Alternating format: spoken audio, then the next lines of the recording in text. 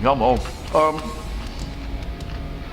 Excuse me while I snack on some tasty carrots.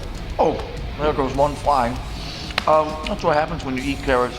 I'm sitting here looking at an email from my old friend Jeff Barton, who is, as you know, the editor-at-large of Classic Rock, and he's asking if I will do a little birthday greeting message. It's the 200th issue. It goes on sale July 16th. So this must be after July 16th. There you go. And if I could do anything from phone to anything in MPEG, there you go. Say whatever you want to say, a particular anecdote or anything. In other words, just fucking babble along, which, as some of you may know, I can do fairly well. Just talk aimlessly and take up large periods of people's times without really saying anything of substance. It's a fine art to that, by the way. But on a serious note, Jeff Barton and I go back a very long time, actually close to a couple 100 years, back to when he was the editor of Sounds magazine, when I was a wee lad in just having moved to Southern California, and was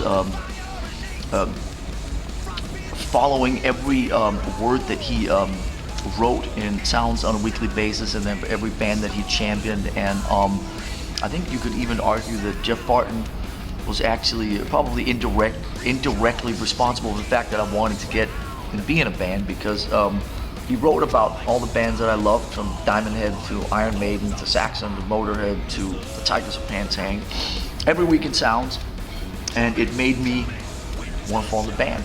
And then I met James Hetfield and blah, blah, blah. You know the rest of the story. Then Jeff moved on to, a couple years later, to a magazine that you may have heard of that starts with K and ends in like 3 or 4 G's, depending on which week it is. And now he's at Classic Rock.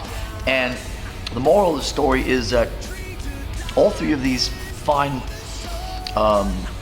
magazines, these fine sort of pillars of literary, what words should we put in there? Literary, I'm at a loss for words. Literary cornucopias of just great stuff that spews out about bands and about records and about live shows and serious stuff and silly stuff and all things rock, right? Whether it Sounds or Kerrang or Classic Rock. Jeff Barton has kind of been there through the better part of, for me, the coming up on 35 years. So I want to wish Classic Rock a happy 200th birthday issue, something like that. That's a lot of issues. It comes out monthly. So let's see, quick math. That's 12/8. That's 20 years. Close to 20 years, right? There's 10 of them a month. 12 a year.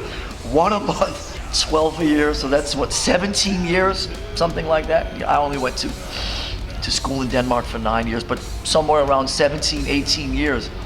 Classic Rock, wow. But Classic Rock is obviously a great magazine. I get it sent every month at home.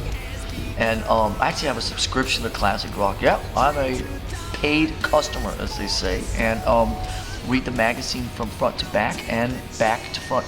And sometimes I can actually get more than one toilet visit out of a whole issue. So that's pretty unusual for English for English magazines. But I love it. The rest of the fellas in the band love it. And Classic Rock has obviously been